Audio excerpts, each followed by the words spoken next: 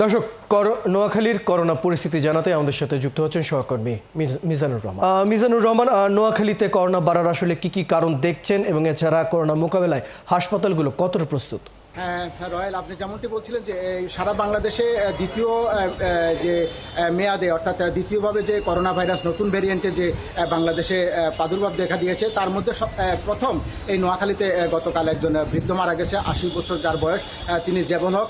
এটি নোয়াখালীতে দ্বিতীয় কোভিড যে আক্রান্ত হয়েছে তার মধ্যে প্রথম একজন মারা গেল। তো এখনও পর্যন্ত নোয়াখালীতে যে করোনার যে মোকাবেলার প্রস্তুতি সেটি অনেকটাই কিন্তু অপ্রতুল। আমি আপনাকে জানিয়ে রাখি যে এই পর্যন্ত নোয়াখালীতে অর্থাৎ দ্বিতীয় মেয়াদে যে করোনা আক্রান্ত সংখ্যা, সেখানে 43 জনের মধ্যে 3 জন করোনায় আক্রান্ত হয়েছে আমরা জানতে পেরেছি। তবে এই নোয়াখালী 250 শয্যা জেনারেল হাসপাতালের তত্ত্বাবধায়ক ডাক্তার ফরিদউদ্দিন চৌধুরী জানিয়েছেন যে প্রতিদিনে 2-1 জন করে করোনা রোগী আসতেছে, কিন্তু ওইভাবে কিন্তু করোনা রোগী শনাক্ত হচ্ছে না। তবে এখানে যে পদ্ধতিতে এখন করোনা রোগী শনাক্ত করা হচ্ছে সেটা হলো, আপনি জানেন যে র্যাপিড অ্যান্টিজেন টেস্টের মাধ্যমে আপাতত এখানে করোনা রোগী শনাক্ত করা হচ্ছে। তবে যেই সবচেয়ে যেটি নির্ভুল এবং ভালো যে পদ্ধতি, যে RT-PCR এর পদ্ধতিতে যে করোনা শনাক্ত, সেটি অনেকটা বন্ধ রয়েছে।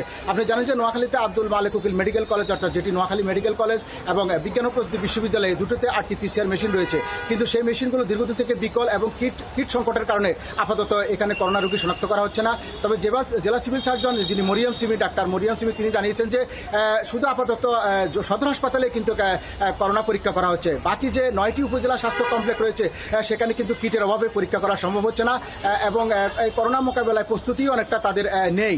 তিনি বারবার কিন্তু স্বাস্থ্য মন্ত্রণালয়ে কিট বরাদ্দের জন্য আবেদন করেছেন, কিন্তু এখনো পর্যন্ত কিট না আসার কারণে ওইভাবে কিন্তু সরকারি হাসপাতালে পরীক্ষা হচ্ছে না। তবে বেসরকারি হাসপাতালে পরীক্ষা হচ্ছে এবং সেখানে করোনা রোগী শনাক্ত হচ্ছে কিনা সেটিও কিন্তু সিভিল সার্জন আমাদেরকে জানাতে পারে নাই। তবে তিনি বলছেন যে এখন থেকে বেসরকারি হাসপাতালে করোনা রোগী পরীক্ষা করালে তারা রিপোর্টটি নেবেন। আপনি জানেন যে এই প্রথম যে করোনা ভাইরাস হয়েছিল নোয়াখালীতে, সেখানে অসংখ্য লোক মারা গিয়েছিল, কিন্তু এখন দ্বিতীয় যে একটি প্রবাসিত উদ্দেশ্য একটি জেলা, এখন প্রস্তুতি তারা হয়তো সামনের দিকে কিট আসলে আরও ব্যাপক প্রস্তুতি নেবেন যেন করোনা রোগী শনাক্ত করে তারা চিকিৎসা নিতে পারে।